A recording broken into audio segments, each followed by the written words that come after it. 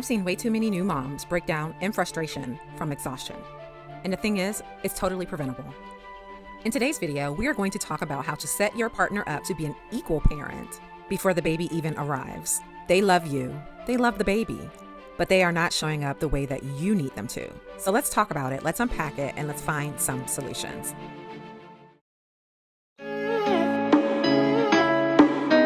Hey girl, hey, it's your birth bestie, Nurse Rini, and we are back in the Birth Prep Lounge for some girl talk. Ladies, I have seen it hundreds of times in the hospital, and I do not want this for you. I have seen moms fresh out of a C-section reaching for their baby in the crib so that they can do the diaper change, or so that they can reach the baby for a breastfeeding, or so they can just come for the baby when the baby's crying. Yet you've been up laboring for hours and your partner is knocked out across the room like they just went through labor. This does not have to be your story, so we are going to unpack this, and I'm going to tell you some of the things that I've observed and some of the standout women who've done things to change course while in the hospital. In general, society tends to see men as less efficient than women. However, we all know that's not true, and if you didn't know that wasn't true, then today you're learning that that is not true. If men can lead teams, run multi-million-dollar businesses, be president of the United States and other countries, then certainly they can change a diaper. Certainly they can warm a bottle. Certainly they can rock a baby to sleep. Don't be fooled, ladies. It's not uncommon to see men fumbling with a task when it comes to the baby, or maybe even to helping you sometimes. And in frustration and in a sense of urgency, or just whether or not you want to instead be more efficient, you find yourself taking over the task. It'll just be easier and quicker if I do it. For me, for the baby, and for him. But ultimately what this does, us taking over the task for them, is it sets us up to always be the ones doing the task. They then get to see themselves as being inefficient, and they get to see you being the more efficient one. And then you unassumingly take on these roles. But I promise, men can be just as efficient as women, and it's required of them. So while men may not be as agile as women, we can help them by prepping them before the baby comes. The good news is this can be done fairly easily when you're in the hospital. Babies eat every 2.5 to 3 hours around the clock if they are breast milk feeding. And if they're formula feeding, they eat every 3 to 4 hours around the clock initially. This means that your partner can go ahead and, just like you, log those feeding times so that they know ahead of time that they need to wake up, and maybe you guys can switch off with feeding time. If you're like, I need to put the baby to breast, and so how do I involve my partner in that? Easy peasy. They can do the diaper change, but the goal is for both of you guys to be equally contributing to the task and the work of actually raising your child together. How do we start this in the hospital? And I had a patient one time, and I thought this was so genius of her. She had her husband changing every single diaper. And I was like, yo, like, what made you do that? And she was like, because we are splitting our maternity and paternity leave. So she was going to, of course, be out on maternity leave first. And then her partner was going to take paternity leave after her maternity leave was over, which I thought was brilliant. But she was like, I need to know that he can handle and function the baby while I'm gone. So he's going to be doing everything. And I was like, yeah, that makes sense. So starting in the hospital, this is your time to learn. You will be changing all of the diapers. And I even see a lot of parents come in for childbirth education or newborn care and education, and they are really intensely learning how to hold the baby and change the baby. So these are things that you can start practicing ahead of time, but absolutely in the hospital once the baby is born. I remember when I was a postpartum nurse and I was working in the newborn nursery, there was a meeting at the door, and I open it, and the dad goes, he like pushes the crib inside, and he says, oh, my baby needs to be changed. And I looked to see who the baby was, and I was like, aren't you guys going home today? And he was like, yeah. I was like, oh, then you can change the diaper. You know, he was like, oh, I don't know how. Great. I'm an excellent teacher. I love to teach, and this is something that you can and should learn. Come on in. And I made him change the diaper because, sir, you're about to go home. You need to learn how to do this because you need to help your wife. It's as simple as that. The problem is, though, ladies, we have to continue requiring this action once we are home. If it takes him 20 minutes to change a diaper, then he's going to take that whole 20 minutes. He's going to learn how to be more efficient at some point. Don't let them fool you into thinking that other men out here aren't learning and doing. There are so many involved partners that I get to see, and I think it's wonderful. And it's going to help support you in the long run mentally in the postpartum period. So what do I recommend? I recommend that you all sit down and actually discuss what your life will look like with the added responsibility of raising a child. And talk about the things like He'll need diaper changes. She'll need to be fed. She'll need to be held. She'll need to be nurtured. All of these things that will now have to be done that's going to require extra time and attention of you. I would write these things down, and then I will talk about how we are going to do these things with our newborn with the tasks that we have already as a couple and as two adults in this relationship. And then sit down and divvy them up and say, this is what it could look like for us. But I would definitely start some pre-planning. You can divide things equally, or Mom, you are recovering from a major event, right? You just brought life into this world after growing the baby for like 10 months. More may be required of him initially, and that's okay, because for 10 months you've been growing this human, and then you had the added task of bringing this baby into the world. So your body is going through a recovery period. And just like it didn't take one day to grow this baby and deliver them, it's not going to take just one day or even 1 week to recover. Your body and your mental health will need the additional time. So you might have to front load him a little bit with some of the tasks, but that's okay. That is sharing in the love and the family experience. So here's a list of some of the tasks you can consider. Meal prep, bottle cleaning, bottle making, diaper changes, and soothing. But you guys can also probably do something like scheduling nap times or scheduling me time or alone time. And that doesn't have to look like a whole 3 hours. It could just simply be, I need 15 minutes to decompress, to woosah, right? So make sure you schedule those wellness moments in as well. Hey, if this is your first time here, my name is Rini, Nurse Rini, and I am a labor and delivery, postpartum, level 3 NICU, antepartum, and fertility nurse. Here in the Birth Prep Lounge, we have the conversations that no one else is having about birth. Yes, that means we may not always say the crunchy things that you hear everyone else saying, and we also keep it all the way real over here. So if that's not your cup of tea, I may not be your cup of tea, and that's okay. Everyone isn't for everyone.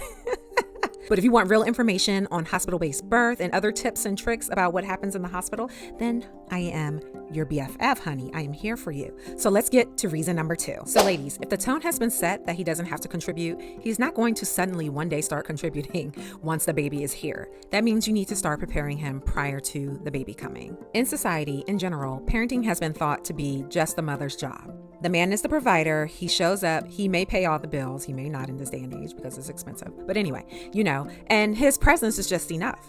But we know that's not always true, right? We need assistance, and it's okay to say that. We have to consider cultural norms if they're of a different culture than yours. And we also have to consider generational norms, right? Things have evolved in this world. More men are contributing. More women are financially contributing. Tasks are more equally shared.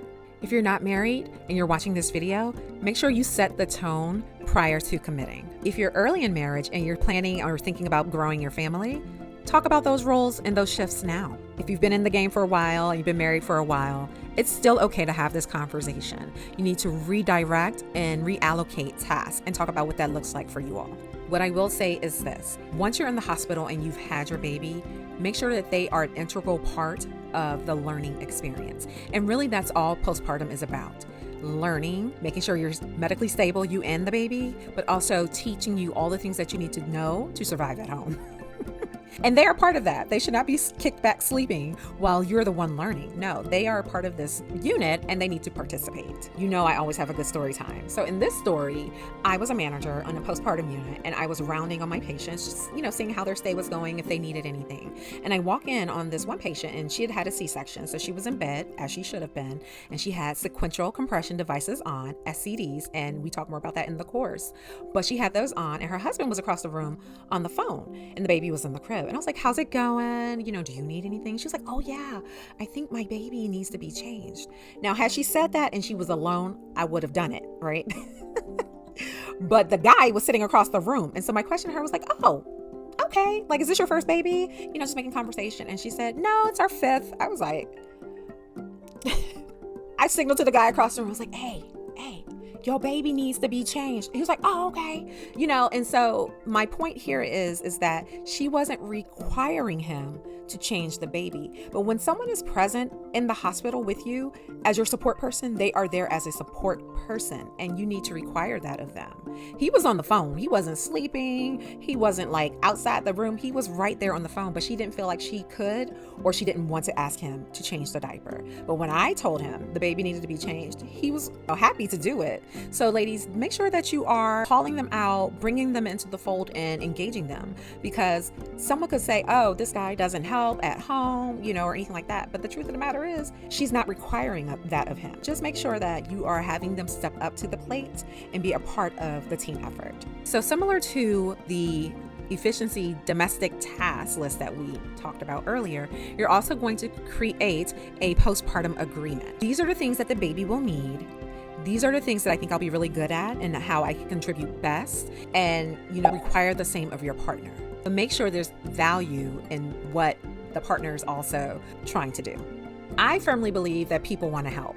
Maybe it's naive, but in my mind, I think people just don't know what to do. And so women just do it, right? But what I'm saying is, no, we need to write things down and plan them out.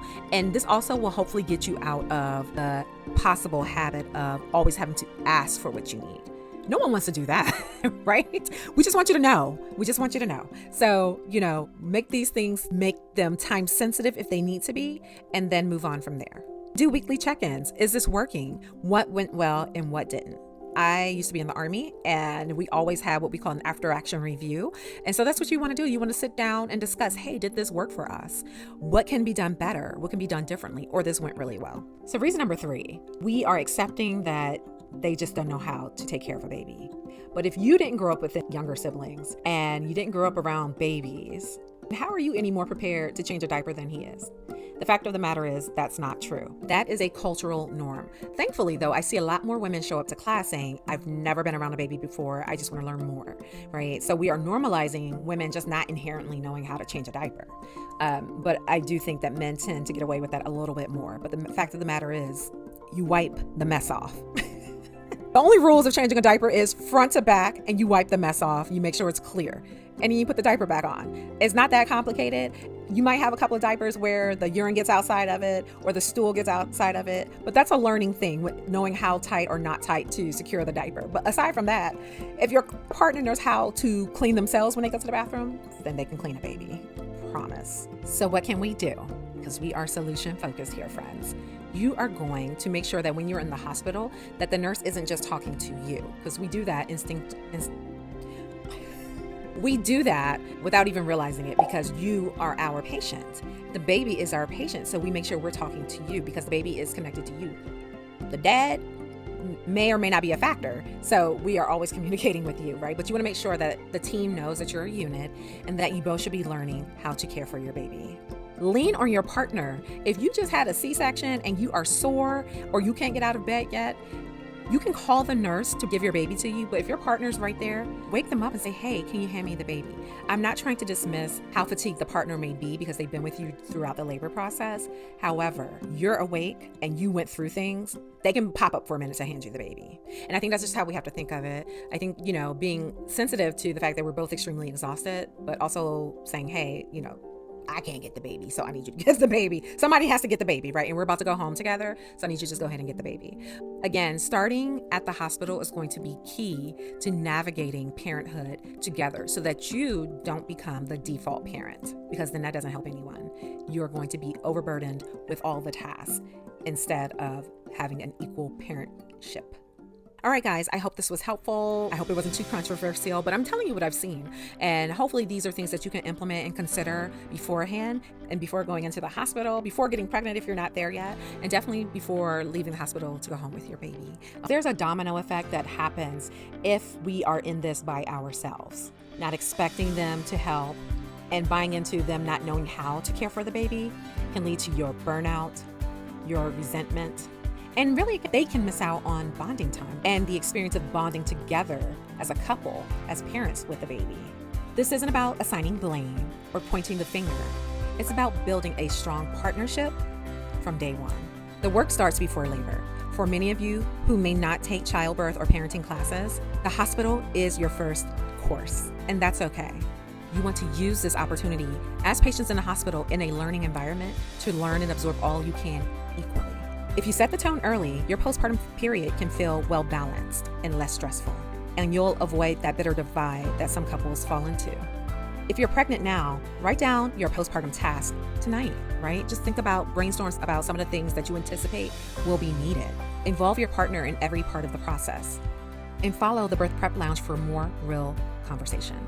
I want you all to be ready. I want you all to be happy, and I want you all to thrive. truly from my heart. So I will see you in the next video, lovelies. Bye. Now where do we go from here? Tell me